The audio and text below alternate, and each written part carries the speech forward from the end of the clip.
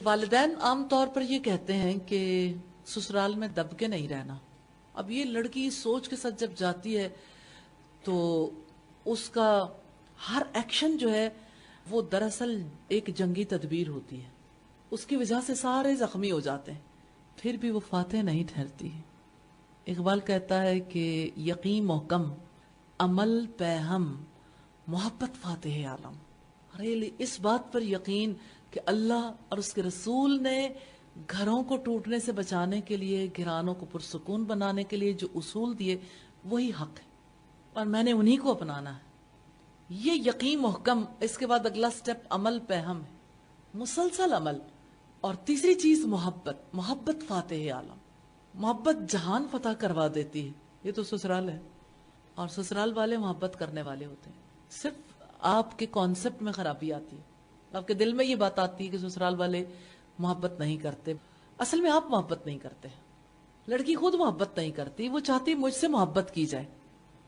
تو آپ نے محبت کے لیے کشکول گلے میں نہیں لٹکانا. کوئی آئے مجھے محبت دے جائے، محبت کی نظر سے دیکھ جائے، کوئی مجھے فقرہ کہہ جائے.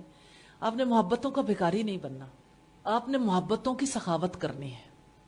یاد رکھیے گا محبتوں کے میدان میں بھی سخی بننا ہے.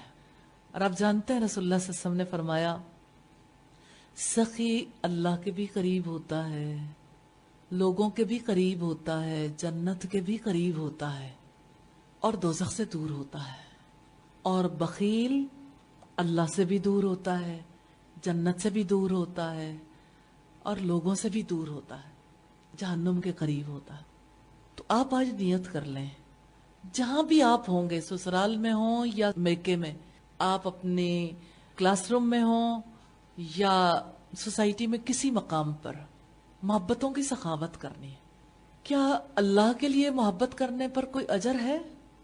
کہ یہ خالص اللہ کے لیے محبت ہے نا. آپ چاہے اپنی ساس سے کریں، چاہے اپنی نند سے کریں، چاہے سسرال والوں سے، چاہے ناواقف لوگوں سے کریں. اللہ کے لیے محبت کا کیا اجر ہے؟ اللہ کے لیے محبت کرنے والے حشر کے میدان میں نور کے ممبروں پر ہوں گے. رسول اللہ صلی اللہ علیہ وسلم نے فرمایا کہ اللہ کے عرش کے سائے تلے تخت بچھائے جائیں گے جن پر انبیاء اور شہداء بھی رشک کریں گے. وہ تخت یاقوت اور زبرجد کے ہوں گے. سوچیں روبیز کا تخت کتنا خوبصورت ہوگا، اور وہ بھی جنت کی روبیز. اور زبرجد کے موتیوں کے تخت. یہ تخت ان لوگوں کے لیے ہوں گے جنہوں نے آپس میں اللہ کے لیے محبت کی ہوگی. سبحانک اللہم و بحمدک نشہد ان لا الہ الا انت نستغفرک و نتوب الیک. السلام علیکم ورحمۃ اللہ وبرکاتہ.